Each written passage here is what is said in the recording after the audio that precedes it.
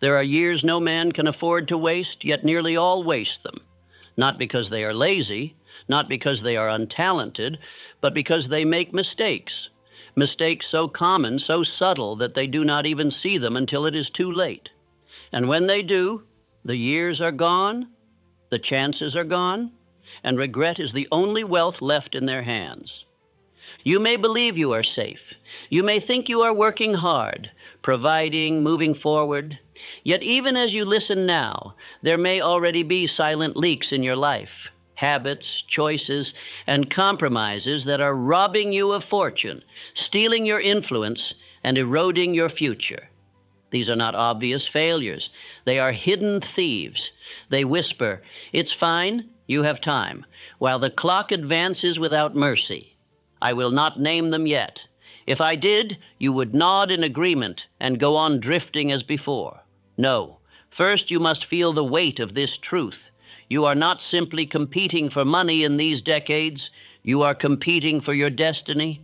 The men who rise in their 30s and 40s are crowned for life.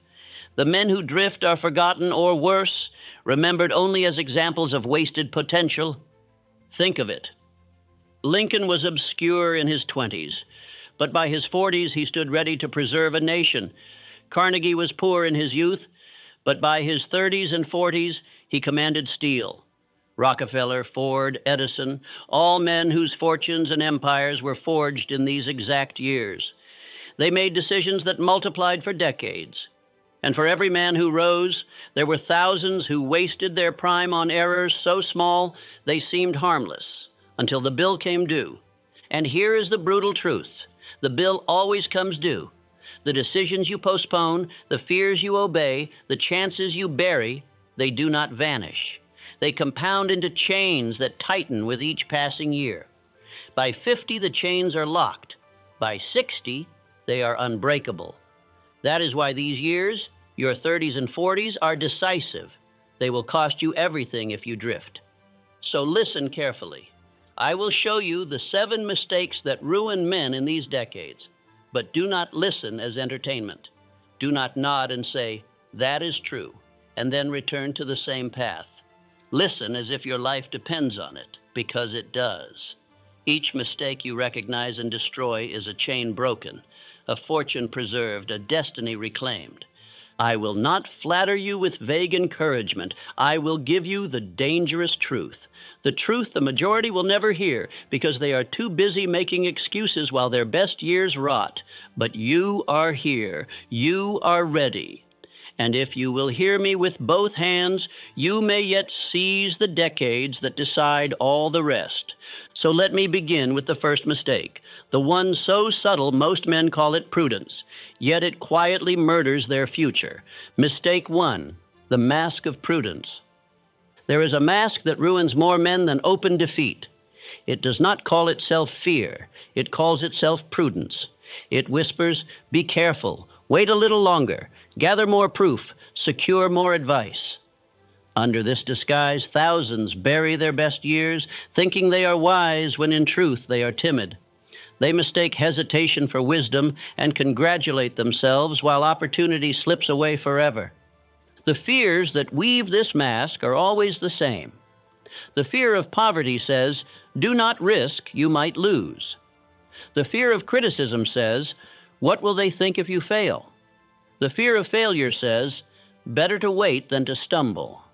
These fears speak softly, but they paralyze completely.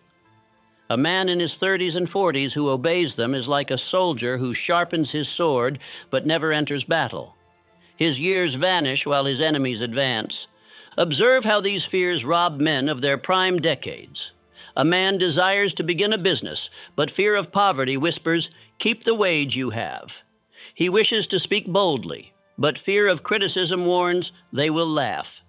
He plans to expand, but fear of failure hisses, "Wait until it is certain." Thus he delays and delays until the years most suited for boldness are gone. His caution becomes his prison, and the mask of prudence his chain. Contrast this with Henry Ford. When he declared he would build a motor car for the multitude, financiers scoffed. Scholars denounced him as ignorant. Experts declared it impossible. Had Ford worn the mask of prudence, he would have delayed, collected more proofs, and waited until the laughter died. But he acted. He built. He persisted. His aura of decision compelled men to believe, and his fortune crowned him. While others hid behind prudence, he marched with faith. Prudence has its place when it is guided by definite purpose, but prudence without purpose is merely fear in disguise. The true wisdom is not in waiting for perfect safety, but in acting decisively when the aim is clear. For safety is never perfect, but decision builds power. The man who decides grows stronger. The man who delays grows weaker. Delay compounds into drift, and drift compounds into ruin. Mark this truth. Hesitation costs more than error. A wrong step can be corrected, but no step cannot.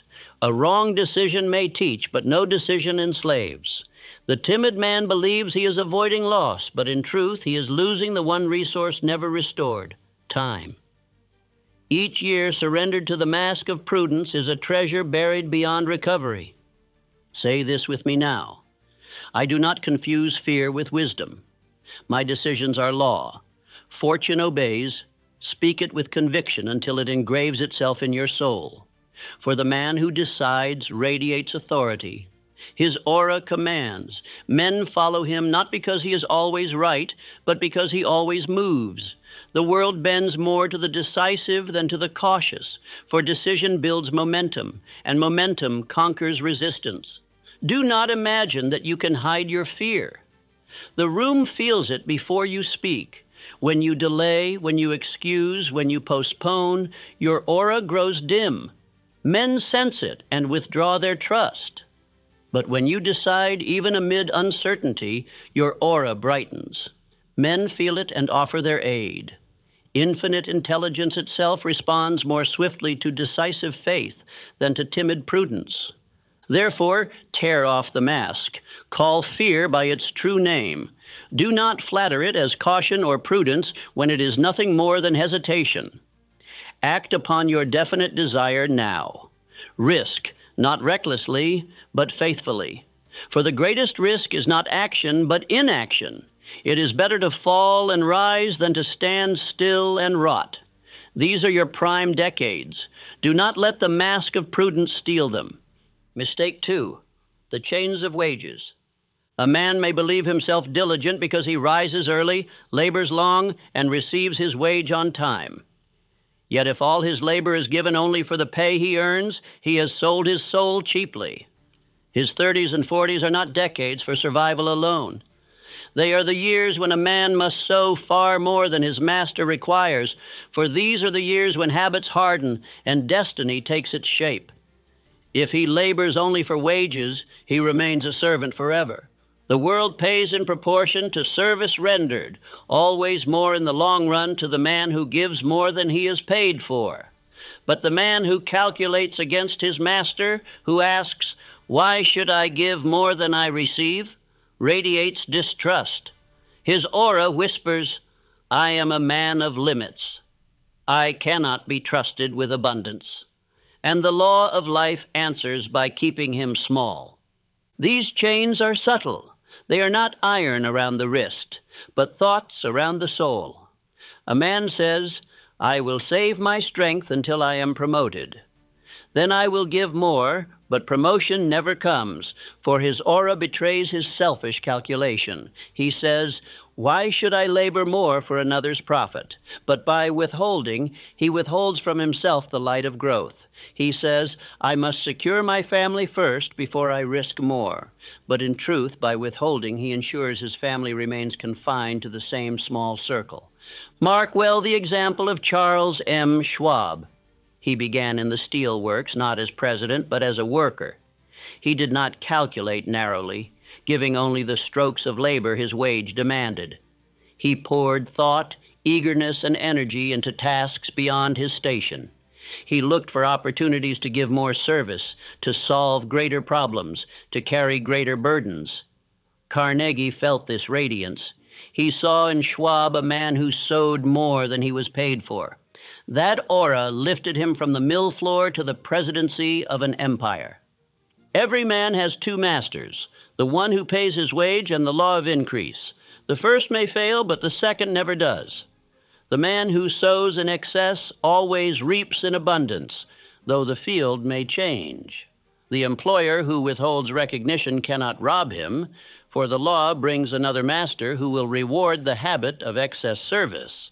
But the man who withholds effort cheats not his master, but himself, dimming his aura until no one will trust him with advancement. In your 30s and 40s, this law is merciless. If you build the habit of serving wages only, you will carry that chain into your 50s, and it will never break.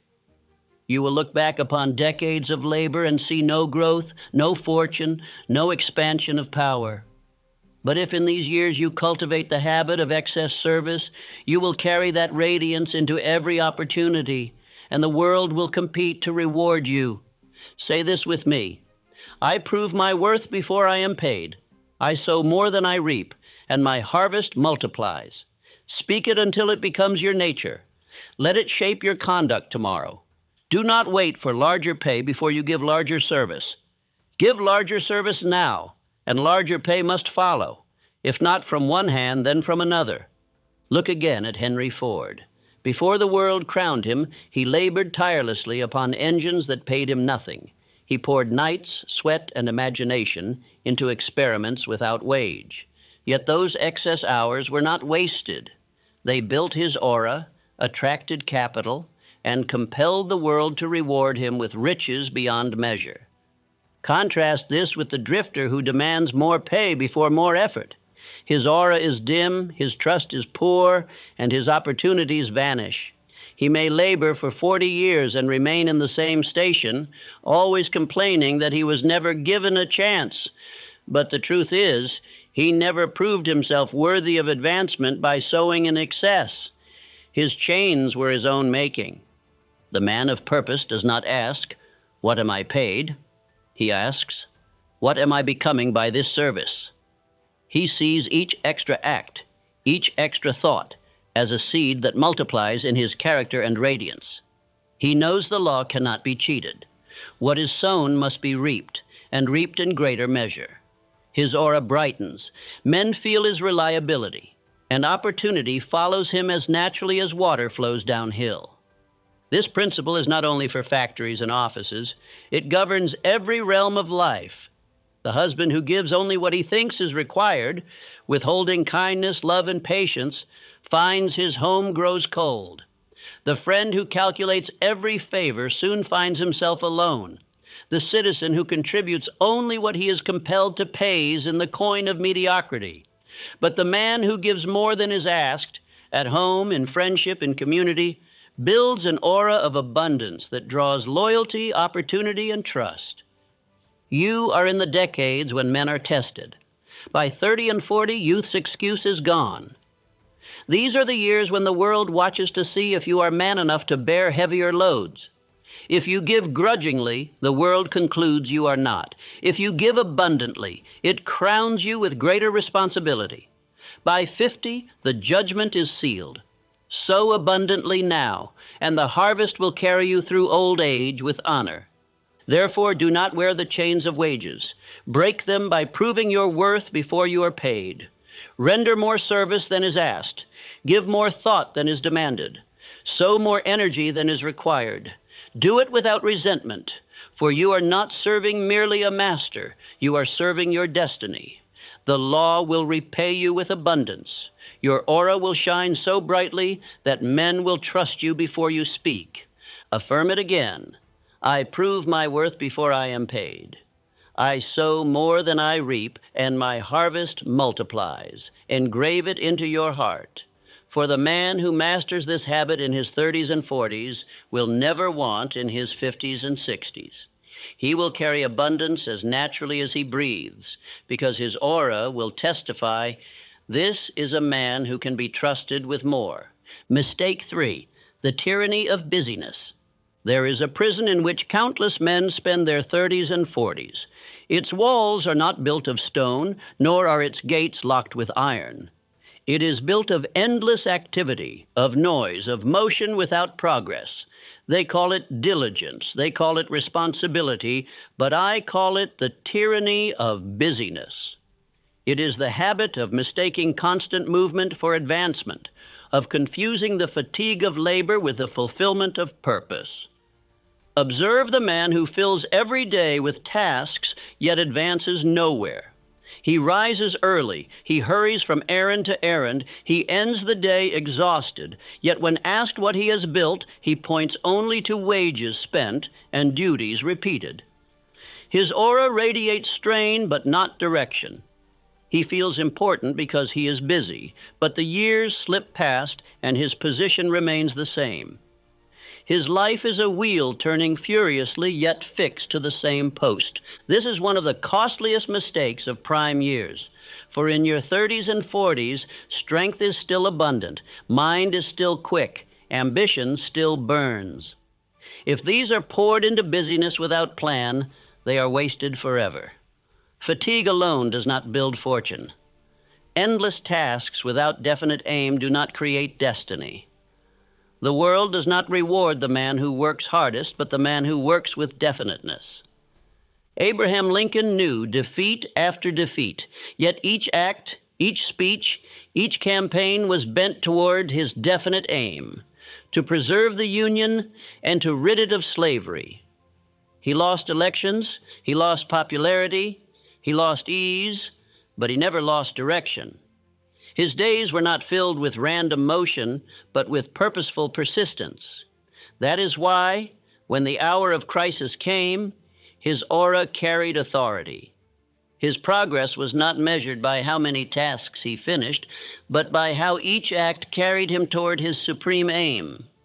Contrast him with the drifting politician of his age, who filled days with speeches and errands but had no higher purpose.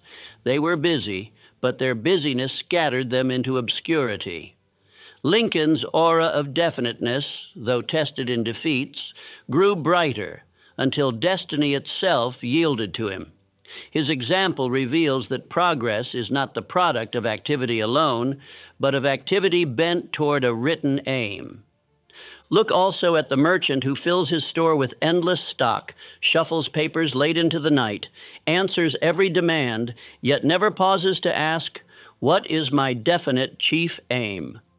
Where do I wish this labor to lead?" He wakes each year poorer in strength and no richer in fortune.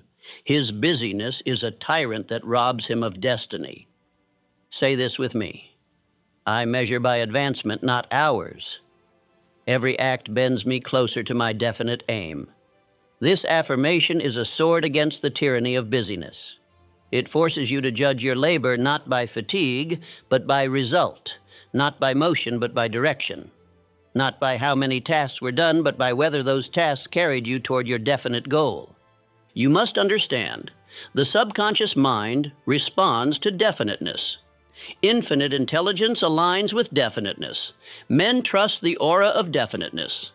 But when you scatter your force upon countless errands without plan, your aura is foggy. Men sense your uncertainty, and opportunity flees. The world rewards decisiveness, not distraction. Do not boast of how hard you labor.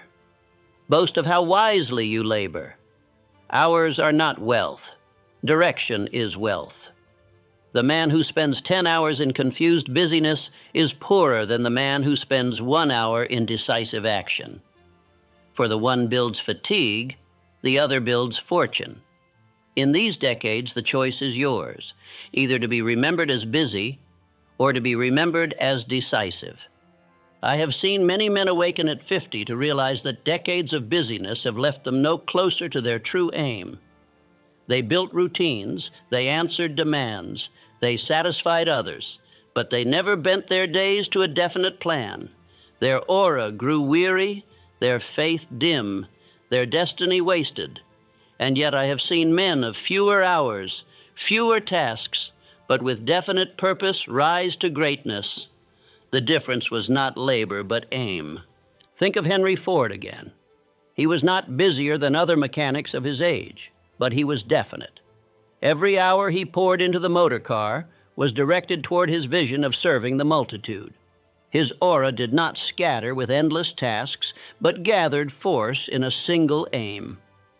That definiteness compelled investors, workers, and the world itself to bend to his vision. Busyness would have buried him in small tasks. Definiteness lifted him to mastery. The cure for the tyranny of busyness is simple. Write your plan. Define your definite chief aim. Reduce every act to its relation to that aim. If it advances you, do it with persistence. If it does not, cast it aside.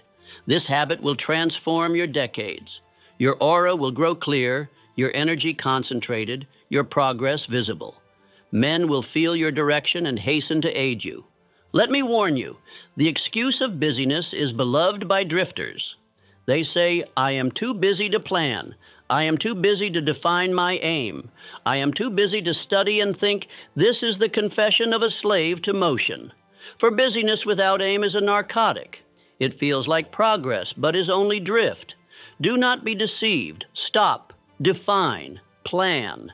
Then move with persistence. That is mastery. Affirm it once more. I measure by advancement, not hours. Every act bends me closer to my definite aim. Speak it until you feel a shift within you. Let it govern your days. Then your 30s and 40s will not be wasted in the tyranny of busyness, but invested in the building of destiny. Mistake 4, the fire that consumes. There is a fire in every man. It burns in the 30s with strength. It burns in the 40s with force, and it may build empires or it may leave only ashes. This fire is emotion, passion, ambition, anger, love, imagination, desire. It is the raw fuel of achievement. Yet most men allow this fire to consume them rather than to serve them. They squander it in quarrels, indulgence, envy, or pleasure without aim. They believe they are alive because they feel the flame, but they do not know that undirected fire destroys. You cannot kill passion. To attempt suppression is to kill vitality itself, but you can command it. This is the law of transmutation, the channeling of raw emotion into constructive creation. A man who masters this law glows with radiance. His aura blazes with power. Men feel his presence, for his fire does not scatter. It strikes like lightning upon his definite aim. The man who disobeys this law is ruled by appetite. His aura flickers with chaos. Men sense weakness and opportunity flees. Thomas Edison is the supreme example. He was a man of intense passion, yet he did not squander it in dissipation or idle pleasure. He transmuted it into invention. Sleepless nights, endless trials, burning frustrations, these he poured into the lamp, the phonograph, the 1,000 creations that carried his name into history. His fire did not consume him, it consumed obstacles. And his aura drew men to labor with him, compelled financiers to believe, inspired the world to follow. Contrast this with the man who wastes passion in vice.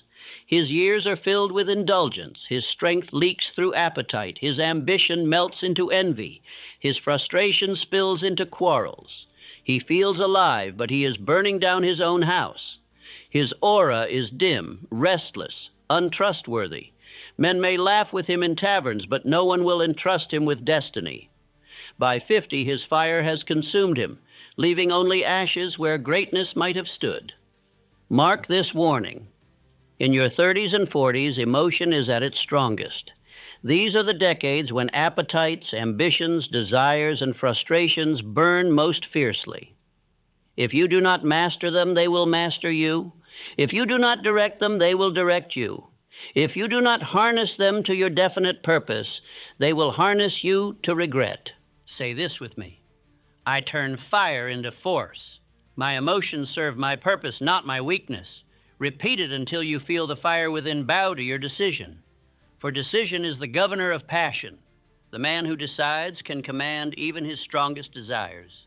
The man who drifts is a slave to them. Do not mistake this for coldness. Mastery is not suppression. The man without fire is no more than dead wood. Mastery is direction. It is taking the flame of love and transmuting it into devotion that builds a family and inspires achievement. It is taking the flame of ambition and transmuting it into long nights of work that build an enterprise. It is taking the flame of anger and transmuting it into resolve that corrects injustice. It is taking the flame of frustration and transmuting it into persistence that conquers obstacles. Look again at Abraham Lincoln. His life was filled with sorrow and defeat, but he transmuted those emotions into compassion, endurance, and strength of will. He did not allow grief to consume him. He allowed it to deepen him. His aura became so steady and luminous that a weary nation trusted him through its darkest hours. His fire was not wasted in complaint. It was directed into purpose. That is why he is remembered. Consider also Booker T. Washington.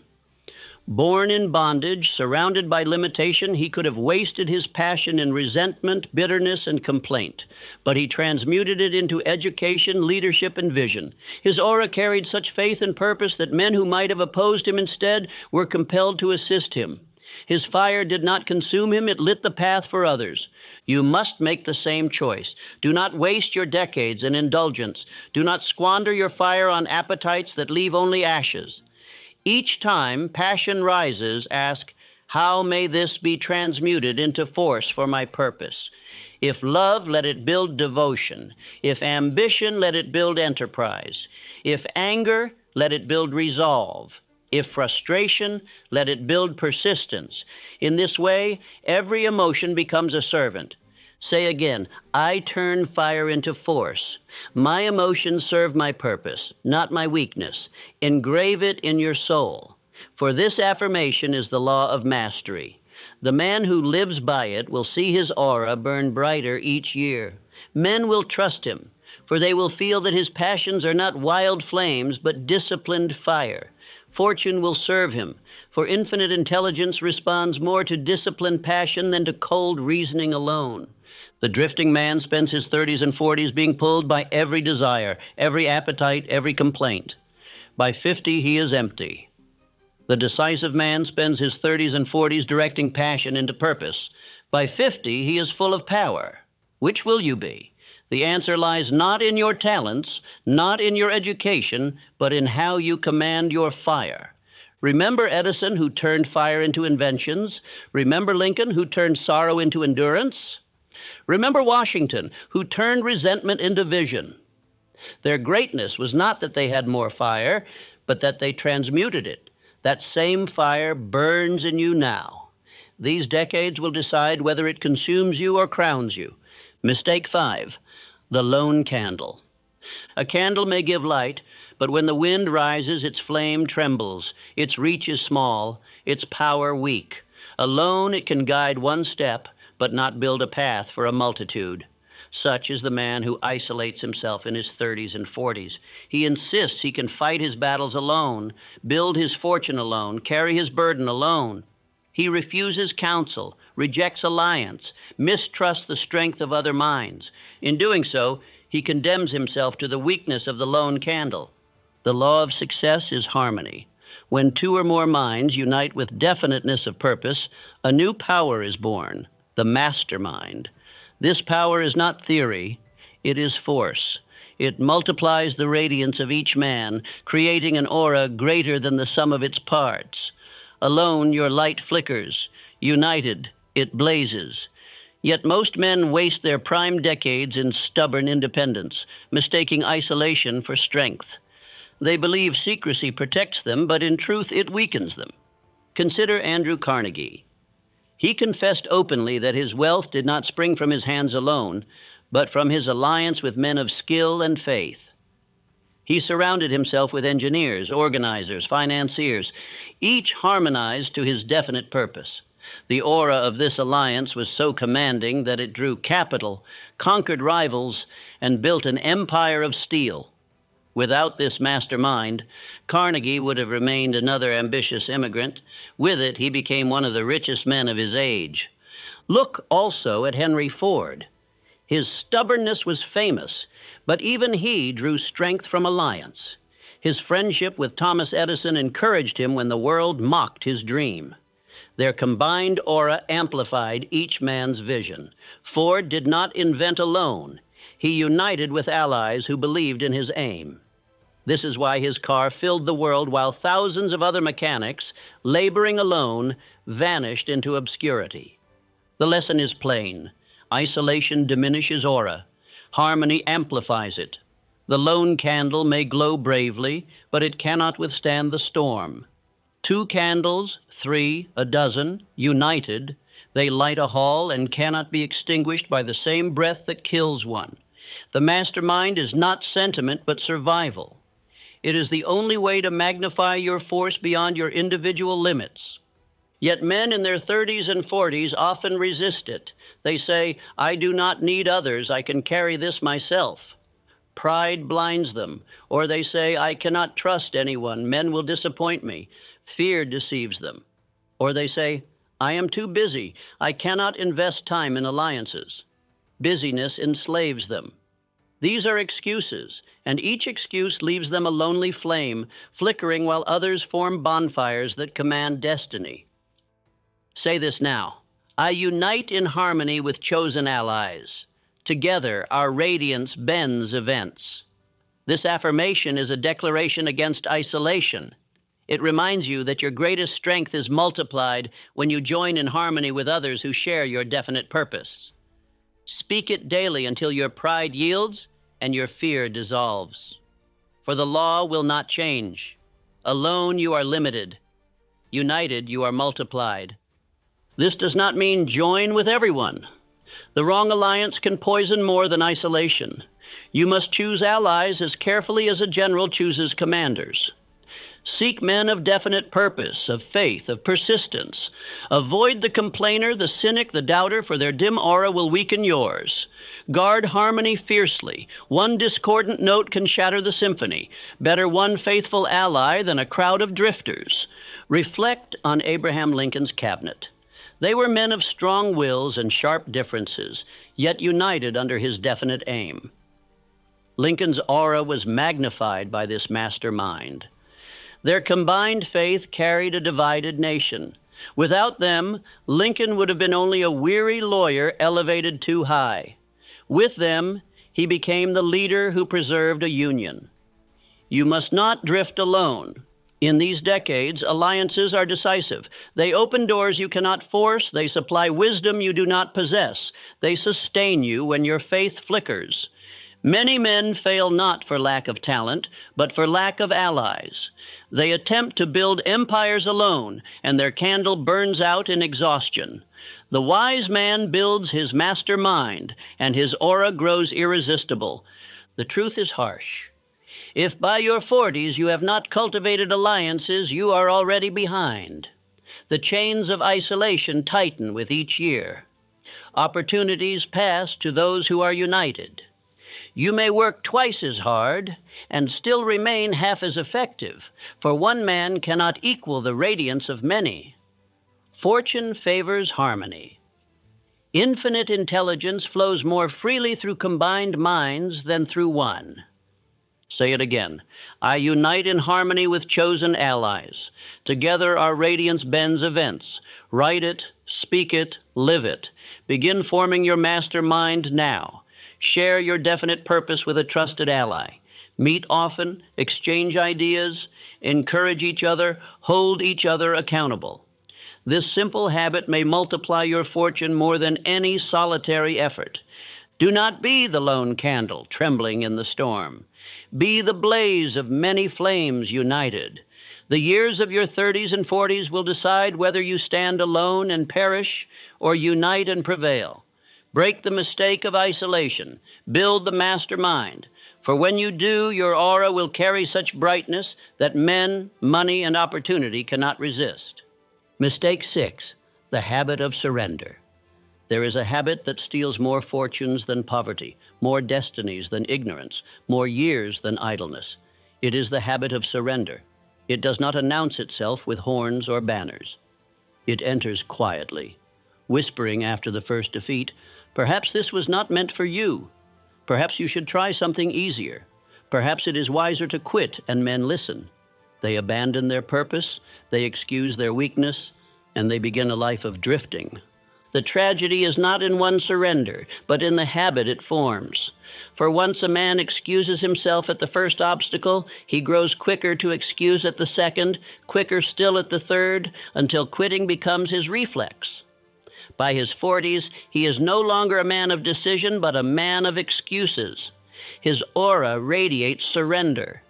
Men feel it, distrust him, and pass him over. He wonders why fortune avoids him, not knowing he has broadcast defeat for years. Consider the story of R.U. Darby. He and his uncle caught the gold fever and staked a claim. After weeks of labor, they struck ore. They bought machinery, invested time, gathered hope. Then, after a few carts of shining metal, the vein disappeared. They drilled on, but the gold was gone. At last, they surrendered.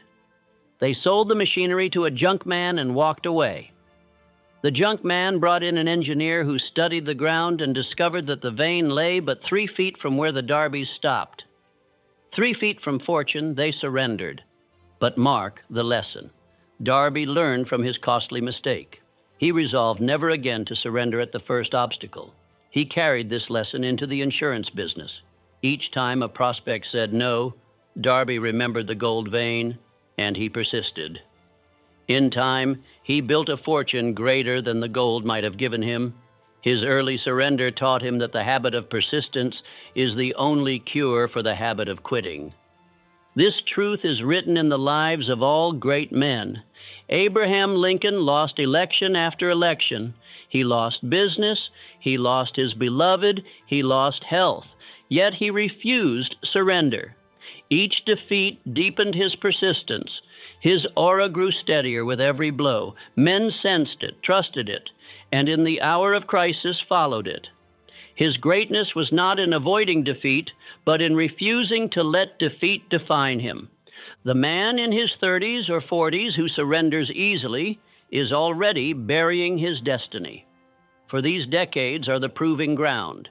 Every great aim will be tested. Every worthy plan will meet resistance. The man who surrenders writes his own sentence of mediocrity. The man who persists engraves his name in history. The difference is not in talent nor in education, but in the choice to continue when defeat strikes.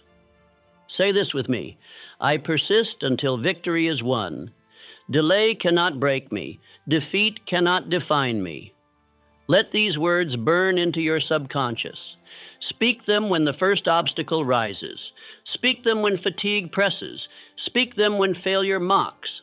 For each repetition builds the habit of persistence, and that habit is the antidote to surrender. Observe how opportunity tests men. It does not yield at the first knock. It waits to see whether you will knock again, and again, and again. If you withdraw, it concludes you are unworthy. If you persist, it opens. Fortune is not cruel. It is cautious. It rewards only those who prove endurance. The man who surrenders never proves himself. The man who persists compels recognition. Look at Henry Ford. His early models failed. His investors withdrew. His reputation was mocked. Yet he persisted. He was sued, ridiculed, opposed, and resisted, but he refused surrender. His aura of persistence grew so powerful that even judges and financiers could not break it. In the end, his vision prevailed. He did not succeed because he was spared defeat, but because he refused to surrender to it. Now look at the man who drifts from trade to trade. At 30, he tries one path. At the first obstacle, he abandons it. At 35, he tries another, quits again. At 40, he begins a third, surrenders once more. By 50, he has mastered nothing. His aura radiates weakness. Men feel his instability and keep him at a distance. His life becomes a monument, not of failure alone, but of surrender. Mark this truth: defeat is not failure. Temporary defeat is the seed of victory if you persist. But if you surrender, defeat becomes final. Failure is not falling. Failure is staying down. Failure is not the blow. Failure is the bowing to it. The world respects the man who rises again, even from great loss. It despises the man who quits at the first sign of hardship. Therefore, engrave upon your heart the law of persistence. Each time you refuse surrender, your aura brightens. Each time you persist, men trust you more. Opportunity yields more. Infinite intelligence responds more. The habit of persistence compounds into greatness. The habit of surrender compounds into ruin. Choose now which habit you will form in your 30s and 40s, for by 50 the habit is unbreakable. Affirm it again. I persist until victory is won. Delay cannot break me. Defeat cannot define me. This affirmation is your weapon against surrender. Speak it until it becomes instinct. Speak it until you cannot imagine quitting. Speak it until your aura radiates endurance so strongly that men feel it and follow it. Remember Darby? 3 feet from gold. Remember Lincoln? Years of defeats before greatness. Remember Ford? Ridicule turned to reverence through persistence. These men prove that fortune crowns not the swift but the steady, not the talented but the tireless, not the clever but the persistent. Break the mistake of surrender now, and your decades will bear fruit that endures. Mistake 7, the hollow temple. There is a temple in every man. Its walls are unseen, its altar is hidden, its doors are silence. It is the inner chamber of thought, the place where desire communes with faith, where the subconscious listens, where infinite intelligence answers. In the 30s and 40s, this temple must be guarded more fiercely than ever, for in these decades the noise of life is loudest, the demands heaviest, the distractions most cunning. Yet most men neglect it. They rush about, they labor, they argue, they plan, but they never enter the chamber. Their temple grows hollow. The hollow temple is the ruin of countless destinies. A man may be diligent, ambitious, even talented, but if he neglects the covenant of silence, his aura reflects only circumstance. He becomes a mirror of the world rather than a commander of it. His thoughts are scattered, his faith weak, his decisions timid. Without the inner covenant, he drifts, carried by external winds. With it, he anchors himself to infinite intelligence and commands those winds.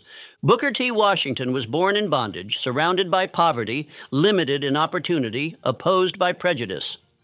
Yet his aura radiated faith so bright that men who might have opposed him instead supported him. What gave him such radiance? He kept his temple filled. Each day he renewed his covenant with purpose, faith, and gratitude. He spoke to his subconscious as to a faithful servant. He impressed upon it his vision, and through it, infinite intelligence supplied him with ideas, allies, and endurance. His greatness did not rise from circumstance, but from communion. Consider also Abraham Lincoln. In the darkest hours of war, when defeat seemed near and allies abandoned him, he often retreated into silence. There he sought guidance not from newspapers, not from politicians, but from the unseen intelligence that governs all. His aura carried calm authority even when the nation trembled. That calm was not natural. It was cultivated in the temple of silence. But most men in their prime decades neglect this chamber. They say, I am too busy. They say, I will pray later. I will reflect when I am older. I will build my inner life after my outer life is secure. But by then it is too late. Their temple is hollow, their aura is dim, their decisions are reactive, not commanding. They have power in their arms, but weakness in their soul. Mark this, the subconscious is always listening. If you do not feed it deliberately with gratitude, decree, and faith, it will feed upon fear, criticism, and doubt. It will broadcast weakness through your aura, and men will sense it. You cannot deceive the subconscious by ignoring it. You must command it daily, with affirmations, with definite purpose, with gratitude. That is the inner covenant. Say this with me. I enter my inner court. I decree my aim. Infinite intelligence aligns the world to it. Repeat it morning and night. Speak it before you sleep, when your subconscious is most open. Speak it when you wake, when your mind is most fresh. Fill your temple with faith before the world fills it with fear. Build this covenant until it becomes habit, until your subconscious accepts it as law. The hollow temple produces men who are clever in talk but weak in power. Their words do not carry weight. Their plans crumble. Their followers drift. The filled temple produces men whose very presence commands trust. They may speak little, but when they do, their words strike like steel. Their aura radiates certainty, for it is fed not by their own small strength, but by the infinite current of intelligence. Reflect again on Edison. He confessed that many of his greatest ideas came to him suddenly, as if whispered. He had trained his subconscious to be receptive. He had filled his temple with decree and persistence, so infinite intelligence could answer. These flashes were not chance, they were the fruits of covenant. Do not imagine you can delay this practice. The decades of your 30s and 40s are decisive. If you fill your temple now, the rest of your life will carry strength. If you neglect it now, your later years will be hollow no matter how wealthy you become. Riches without inner covenant are fragile. They vanish with markets. Radiance built in covenant endures, for it flows from a source deeper than circumstance. Say it again. I enter my inner court. I decree my aim. Infinite intelligence aligns the world to it. Write it, speak it, live it. Let it govern your nights and your mornings. Guard your temple fiercely. Do not allow complaint, gossip, fear, or doubt to pollute it. Fill it only with faith, gratitude, and definite purpose. If you do this, your aura will blaze with a power the world cannot resist. The hollow temple is the gravest of the costly mistakes, for it ruins even men of talent and ambition. It leaves them empty at the core. Do not let this be your fate. Build your covenant now, and your decades will be crowned with radiance. The 30s and 40s are the fulcrum of a man's life. In youth, mistakes can be forgiven. Strength is abundant, time is plentiful. Errors are corrected by the elasticity of youth. In old age, regrets are excused. Men are forgiven for no longer striving. But in these decades, excuses are not tolerated. The world watches you now, measures you now, tests you now. These years will either crown you with authority or chain you with mediocrity. That is why every mistake in these years costs tenfold. And that is why I say plainly, if you drift now, it will cost you everything. I have shown you the 7 mistakes. They are not dramatic failures. They are subtle thieves. They do not shout. They whisper. They do not strike suddenly. They corrode silently. Each year you allow them, they compound. And when the bill arrives, at 50, at 60, it is too late to pay. The chains are locked. The years are gone. The fortune is lost. That is the reckoning. The first mistake was the mask of prudence. Fear disguised itself as wisdom, and men obeyed it. They called their hesitation caution, their timidity prudence, their delay maturity. But the truth was fear, and fear robs the decisive years. Henry Ford acted while others waited. The cautious laughed at him. Yet they are forgotten, and he is remembered. Mark this truth. History does not honor the cautious. It crowns the decisive. The second mistake was the chains of wages. Men sold their time for pay and believed themselves secure. They measured each hour against each coin, gave no more than was asked, and thought themselves clever. But their aura dimmed, their trust evaporated, and their decades were consumed in labor without fortune. Charles Schwab gave more than he was paid for, and Carnegie crowned him.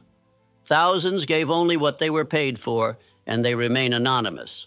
Which will you be? The third mistake was the tyranny of busyness. Men filled their days with tasks, their hours with motion, their years with fatigue. They boasted of being busy but advanced nowhere. They confused activity with progress, hours with achievement, labor with destiny. Abraham Lincoln, though defeated many times, bent every act toward his great aim. That is why his defeats became preparation and his victories immortal. The busy man remains exhausted and forgotten. The man of purpose bends history. The fourth mistake was the fire that consumes. Emotions are power, but most men let them rule instead of ruling them. They squander passion in indulgence, envy, quarrels, and appetites. Their fire burns them down. But Edison turned passion into invention. Lincoln turned grief into endurance. Washington turned resentment into vision. Their fire built empires. Yours will either build or destroy. The choice is yours. The fifth mistake was the lone candle. Men isolated themselves, proud of independence, fearful of betrayal, too busy for alliance. They labored alone, and their flame flickered. Carnegie confessed his fortune was the product of his mastermind alliance. Ford was strengthened by Edison. Lincoln was sustained by his cabinet. The man who insists on walking alone may glow bravely, but he cannot withstand the storm. The mastermind multiplies strength. The lone candle dies. The sixth mistake was the habit of surrender. Men faced defeat, and they bowed. They excused themselves, tried something else, and built the reflex of quitting. By 40, they were masters not of persistence, but of excuses. Darby stopped 3 feet from gold, surrendered, and lost a fortune.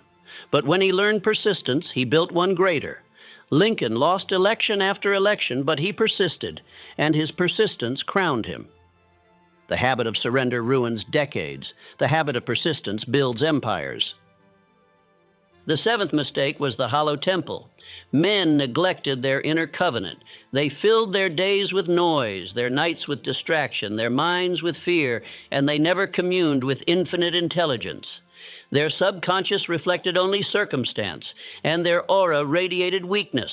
But Washington filled his temple with faith, Lincoln with prayer, Edison with imagination. Their aura drew men and fortune. The hollow temple leaves a man empty, even if he is wealthy. The filled temple makes a man radiant, even if he begins in chains. Now you must see, each mistake is not a single error, but a way of living. They are habits, and habits, once formed in these decades, calcify into chains that cannot be broken later. That is why I say, the 30s and 40s are decisive. They will either build habits that crown you, or habits that ruin you. This is the reckoning of the decades. Ask yourself now, which of these mistakes whispers in your own life? Do you wear the mask of prudence, excusing fear as wisdom? Do you serve wages instead of purpose, giving no more than you are paid for? Do you boast of busyness while drifting without plan? Do you waste your fire in indulgence instead of transmuting it into achievement? Do you labor as a lone candle instead of forming a mastermind? Do you surrender at the first defeat, building excuses instead of endurance? Do you neglect your temple, allowing your subconscious to be ruled by fear instead of faith? If you find even one of these habits in yourself, do not excuse it. Do not delay correcting it. Do not flatter yourself that you have time. Time in these decades is the most costly substance in existence. Every year wasted is a fortune lost. Every year wasted compounds into decades of mediocrity.